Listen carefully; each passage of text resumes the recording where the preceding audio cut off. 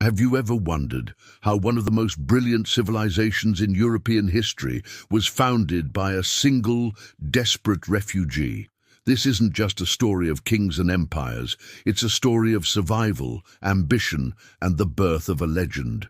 Today, we journey back in time to uncover the epic tale of Al-Andalus. Our story begins in 750 AD, not in Spain, but thousands of miles away in Damascus, Syria. The powerful Umayyad Caliphate, rulers of a vast Islamic empire, is collapsing. A violent revolution by the Abbasids has swept through the capital, and a brutal massacre has wiped out almost the entire royal family. But one prince, Abd al-Rahman, escapes the slaughter. He is just 20 years old.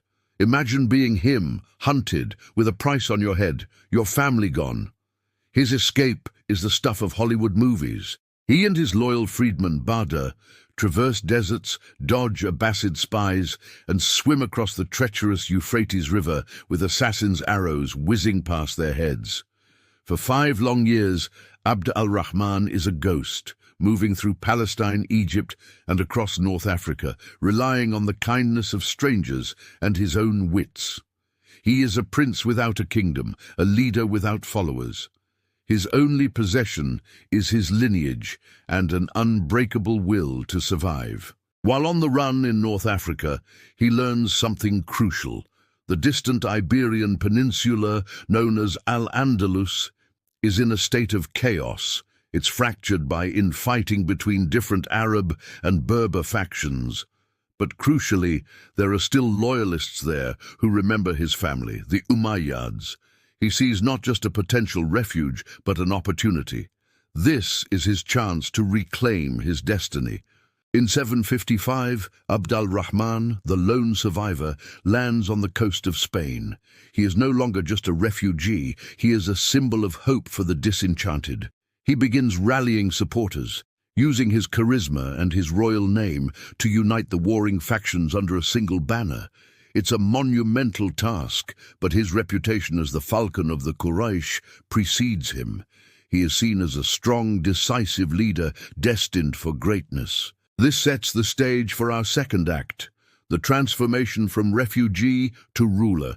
After landing, Abd al-Rahman doesn't just find safety, he begins a campaign to conquer. He confronts the ruling governor of Al-Andalus in a decisive battle near the city of Cordoba. Against all odds, the young prince and his coalition emerge victorious. In 756, he marches into Cordoba and declares himself the Emir, the independent ruler of Al-Andalus. He has done the impossible. He has carved out a kingdom for himself at the edge of the known world, breaking away from the new Abbasid Caliphate in Baghdad. This is a massive political statement. He's telling the world that the Umayyad legacy is not dead. It has been reborn in the West. But taking power is one thing, keeping it is another. His new emirate is anything but stable. He faces constant rebellions from rival Arab lords, Berber chieftains, and even foreign invaders like the Frankish king Charlemagne. His reign is a 30-year struggle for survival, a high-stakes game of political chess.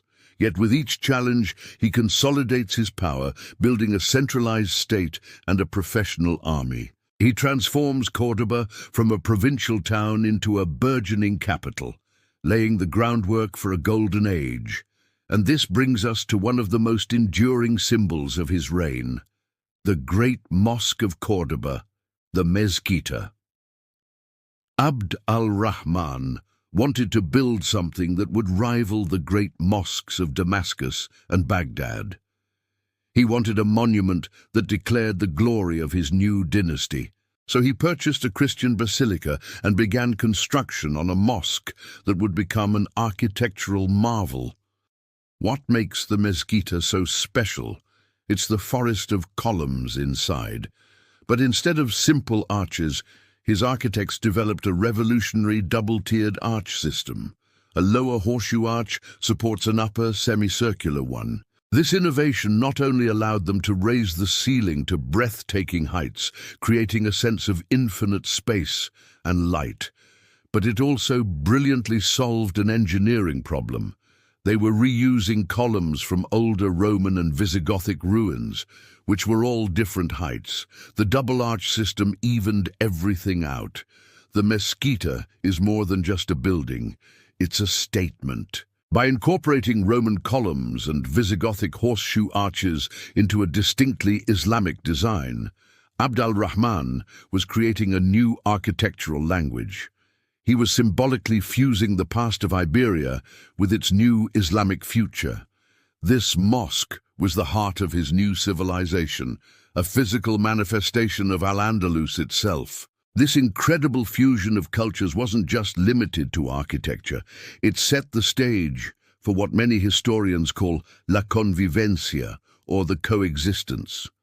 Under Umayyad rule, Al-Andalus became a place where Muslims, Christians and Jews lived side by side. Now, was it a perfect utopian paradise? No, that's a romantic myth. There was a clear hierarchy, with Muslims at the top. Non-Muslims were dhimmis, protected people who had to pay a special tax and accept certain social restrictions. However, compared to the rest of Europe at the time, Al-Andalus offered an unparalleled level of religious tolerance and cultural interaction. This wasn't just about begrudgingly living together, it was a period of intense intellectual cross-pollination. Jewish scholars became advisors in Muslim courts, Christian artists adopted Islamic motifs, thinkers from all three faiths translated ancient Greek texts into Arabic, preserving knowledge that had been lost in the rest of Europe. This environment fueled a cultural explosion. Cordoba became the intellectual center of the West. It had libraries, hospitals, streetlights and universities when cities like Paris and London were still little more than muddy towns.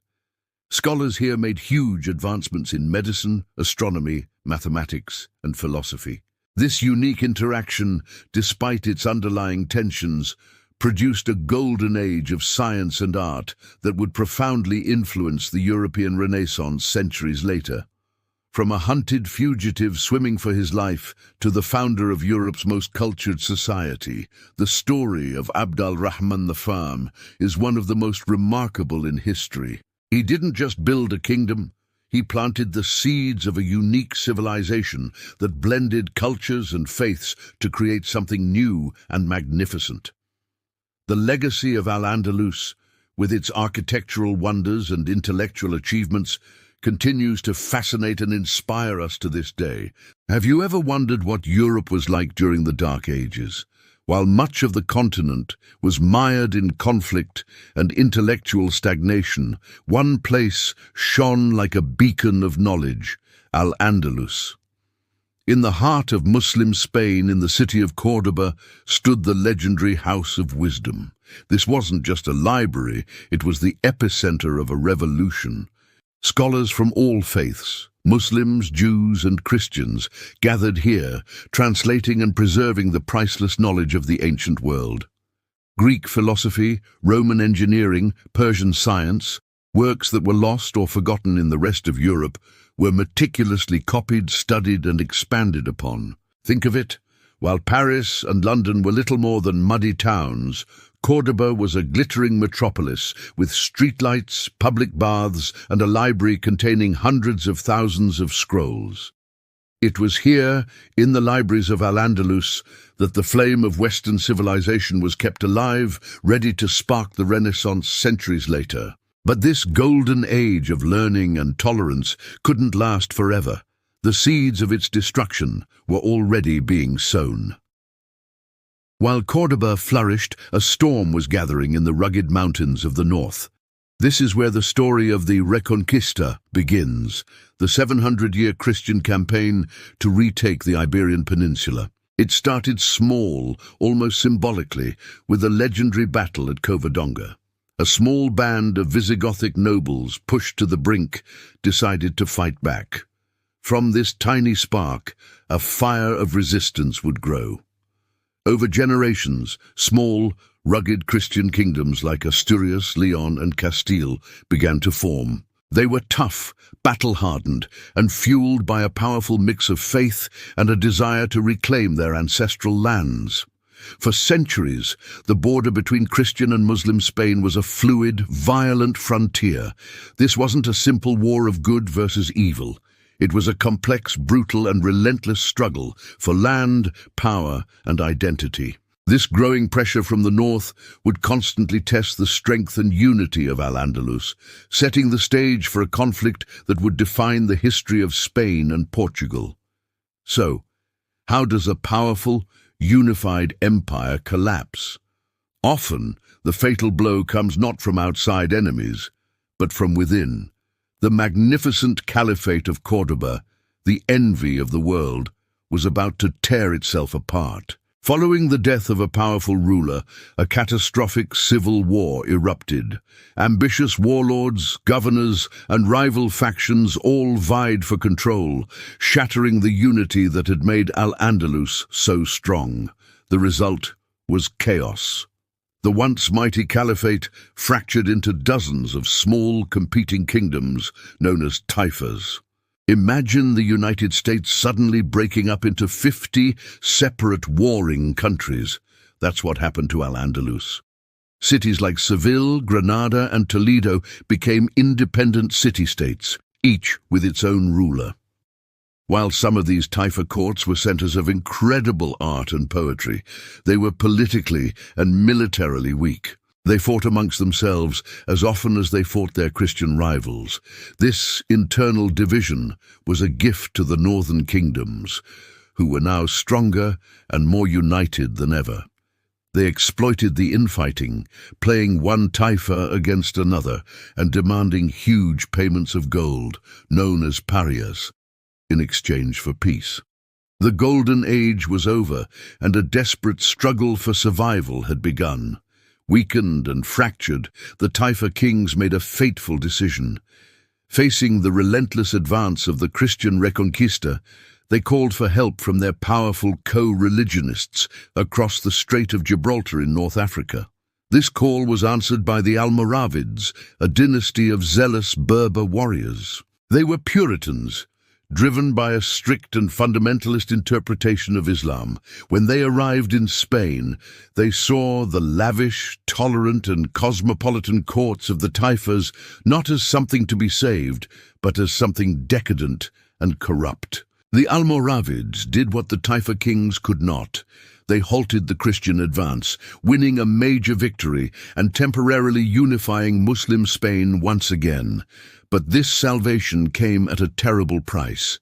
The Almoravids brought an end to the convivencia, the era of relative tolerance between Muslims, Christians, and Jews. They imposed a harsh, uncompromising rule. Synagogues and churches were threatened, and the vibrant intellectual life that had defined Al-Andalus was suppressed. Later, they would be replaced by another, even more extreme dynasty, the Almohads. These African Puritans saved Al-Andalus from military conquest, but in doing so, they extinguished the very spirit that had made it so brilliant. The golden age of tolerance was replaced by an age of religious strife, changing the character of Muslim Spain forever. The story of Al-Andalus is a powerful reminder of how even the greatest civilizations can fall, and how easily tolerance can be replaced by intolerance. It's a complex and fascinating chapter of history that continues to shape our world today. For centuries, a vibrant multicultural society thrived on the Iberian Peninsula, a beacon of learning and art known as Al-Andalus. But all empires must eventually face their twilight. What happens when a civilization, knowing its end is near, decides to build one last breathtaking monument to its existence? Welcome back to our journey. We now arrive at the final refuge in the mountains of southern Spain, the Emirate of Granada. After the Christian Reconquista swept across the peninsula, this small, resilient kingdom stood as the last surviving Muslim state. For over 2 centuries, Granada became a besieged citadel of culture. Its rulers, the Nasrids, were masters of diplomacy and survival, paying tribute to their powerful Christian neighbors, buying precious time. They knew the end was inevitable, but in that borrowed time, they orchestrated one of the most stunning artistic flowerings in history. It was a golden autumn, a final defiant blaze of creativity against the encroaching shadows. And at the heart of this kingdom, they built heaven on earth. They built the Alhambra. This isn't just a palace, it's a paradise fortress, the ultimate masterpiece of Islamic Spain. As you walk through its courts, you're stepping into a world of mathematical perfection. Every tile, every arch, every intricate stucco pattern is a testament to incredible genius. The walls themselves speak, covered in poetic inscriptions that praise God and celebrate the beauty of the palace. Water, the symbol of life, is everywhere, flowing through channels, whispering in fountains, and reflecting the sky in tranquil pools. The Alhambra was a civilization making its last, most perfect statement, a vision of paradise crafted by people who knew they were about to lose their world. It was a declaration: we were here, and we created beauty that will last forever. But even paradise has its final days. The year is 1491. The combined forces of Queen Isabella of Castile and King Ferdinand of Aragon, the Catholic monarchs, stand at the gates of Granada. Their formidable army, armed with the latest cannon technology, lays siege to the city.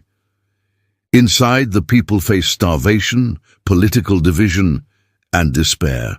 The last emir, Muhammad XII, known to the Spanish as Boabdil, faces an impossible choice: fight a hopeless battle that would destroy his city and its people, or surrender the legacy of his ancestors. The negotiations are tense, the stakes immense. This is the dramatic final act of a story 781 years in the making. On January 2nd, 1492, the die is cast. Boabdil hands over the keys of Granada to Ferdinand and Isabella, marking the end of Islamic rule in Spain. Legend tells us that as he rode into exile, he looked back one last time at his lost city from a mountain pass and wept. His own mother is said to have told him, "You do well to weep like a woman for what you could not defend like a man." That spot is still known today as El Último Suspiro del Moro, the Moor's last sigh.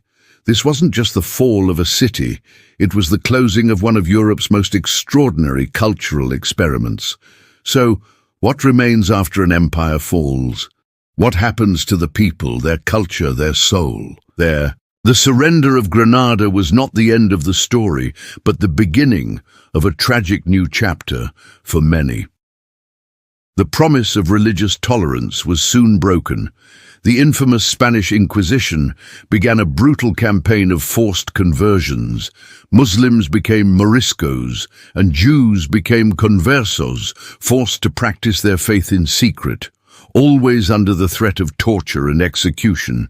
Ultimately, this led to mass expulsions, scattering the people of Al-Andalus across North Africa, the Ottoman Empire, and beyond. They became a scattered people, carrying with them the memory of a lost home. But a spirit as powerful as that of Al-Andalus can never truly be extinguished. It survived in exile, woven into the fabric of the cultures that welcomed them. And incredibly, it survived within Spain itself, hidden in plain sight. Listen closely to the raw, passionate cry of a flamenco singer. That haunting cantajondo, or deep song, carries the echo of the Adhan, the Islamic call to prayer, and the grief of the Moriscos. Listen to the melancholic melodies of Sephardic songs, which still preserve a medieval Spanish language and a longing for a lost homeland. Sepharad. The spirit of Al-Andalus is in the architecture of Andalusia, the words in the Spanish language, the irrigation systems that still water the fields, and the very soul of modern Spain. The empire fell, but its legacy became an indelible part of the world's cultural heritage, a legacy of innovation, tolerance, and breathtaking beauty that continues to inspire us to this day. Thank you so much for joining me on this incredible journey through the history of Al-Andalus.